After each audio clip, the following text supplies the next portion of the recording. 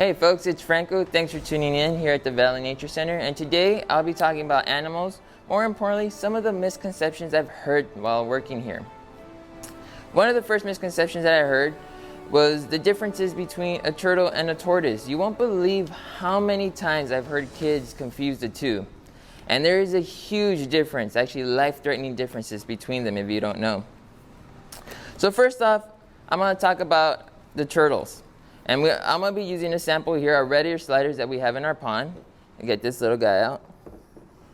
Bear with me, he is a little shy. This is the first time he's ever been on camera. Now, so this here is your basic red ear slider. And as you might have seen in the other videos, the reason they're called red ear sliders is because on the side of their heads, you can actually see a red patch that goes along their ear.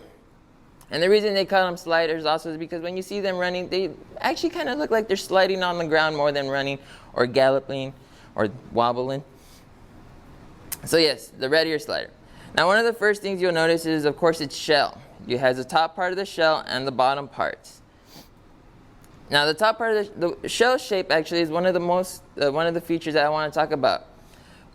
Turtles' shell shape is different from tortoises in the way that they're more stream-like. Now we need to remember, where do turtles live? Most of the time they spend their lives in the water. So for that reason they swim a lot, they like to hang out, and for that reason their shells are adapted to a water-based lifestyle. So it's more stream-like because remember, they're swimming, this shell cuts through the water, it slices through, it allows them to easily swim without them having any force pushing against them. Also, if we were to look at his feet right here, we'll notice that he has some really smooth, long, thin legs, and at the end, he does have webbing in between their toes. Once again, this is to help them with their lifestyle where they're swimming a lot. So those webbings help them get more water and help them easily swim. Another feature about the red ear slider that makes a huge difference, and I've been saying it throughout this entire time, is that they swim. Red ear sliders, that's basically all they do is swim compared to the Texas tortoises. Now I'm actually going to pop up our Texas tortoise. And this little guy right here. You might have seen him in other videos. So, like I said, the turtle's the swimmer. That's usually where they spend most of their time. The tortoises, on the other hand, don't. They spend most of their time on land. And you're going to get to see some features that emphasizes or that help them with this. One, the shape of their shell. If you notice, compared to the red ear slider, their shell, the tortoise's shell, is a lot more of a dome shape. It pops up more and rounded. And that's because they actually need this for protection from other predators out in their surroundings, in their environment. When the Texas tortoise sleeps, what they like to do, especially this species, is they'll dig small burrows and lay in, and then put their legs and head in, and lay in this burrow. Now most of the time the burrow is really shallow. It only covers up to these little holes that they have where their legs and head go into. And that's because the top part of the shell blocks off the rest. So when they're in this burrow, they basically are completely covered from their surroundings. Also, so we talked about the shell shape. Another feature was the legs and feet of the tortoise that are different from a turtle. As I said, the turtles have stream-like, thin-like legs that allow them to swim. Texas tortoises' legs are more like little tree trunks. They're really thick. If you notice their scales, they're real bumpy, and they have these little stubby nails that help them dig. Now, the tortoise's legs were designed to basically just to travel land, to traverse it.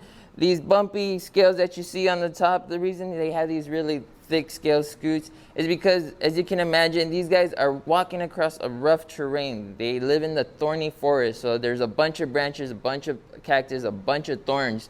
So these scales basically act as armor. As they're walking along, they're pushing out these objects out of their way. So it needs to be thick. It can't be thin and soft like the turtles that can easily tear and cut. These guys are like built tough for the environment. All right, cool. So now that I talked about some of the quick differences, I'm going to go ahead and go to our whiteboard here, and we're going to use the Venn diagram. Please follow along in your booklet as we write these down. On the left side, we'll go ahead and put our turtles. And on the right, we'll put our tortoise.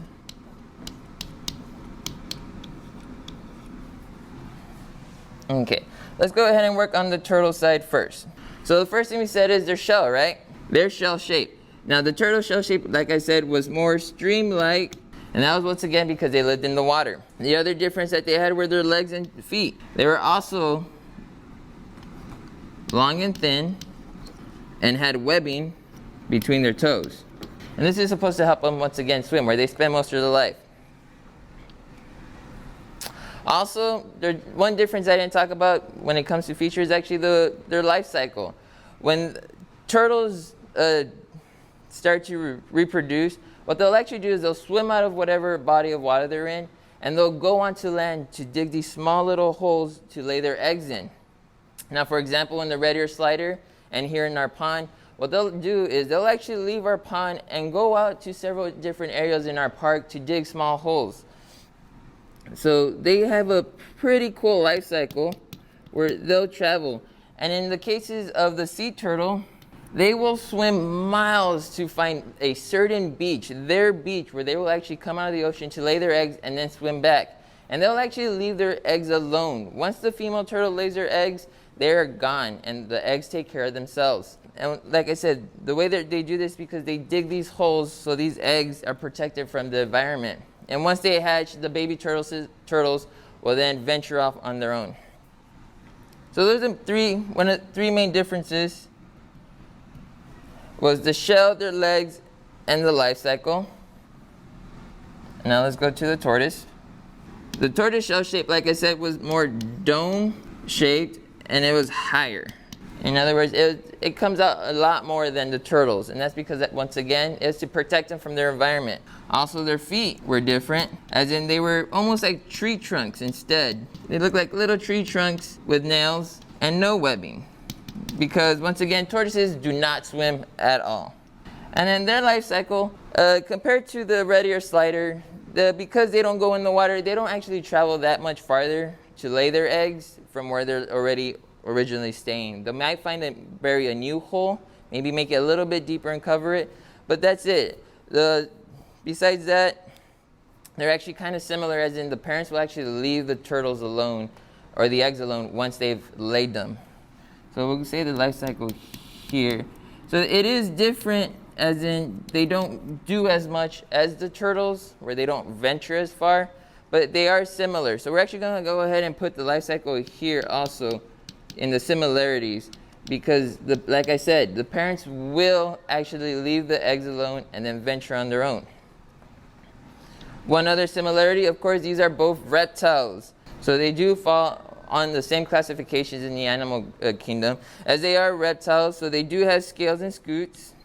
They're both cold-blooded. So in other words, they both need the sun to heat up their body. They cannot heat it themselves up like us humans or other mammals. And they both lay eggs. All right, folks, so in conclusion, in this segment, we were talking about the differences between a turtle and a tortoise. And as you can see, once again, their shell shape, their feet shape, even their types of scales that they have do make a difference in differentiating them. And it is very important to know the difference. I have seen cases or heard cases where a kid said that they were saving a turtle by chunking them in the pond, when really it was a tortoise that they chunked. Or vice versa, where they said, oh cool, I have a pet turtle that I found in my backyard, when really they were keeping the tortoise as a pet, which is actually highly illegal here in Texas. So keep that in mind when you see one of these guys out. And don't forget to stop on by here at the VNC to actually get to see these. Some out in the pond and some inside in our exhibits. And thank you for tuning in once again.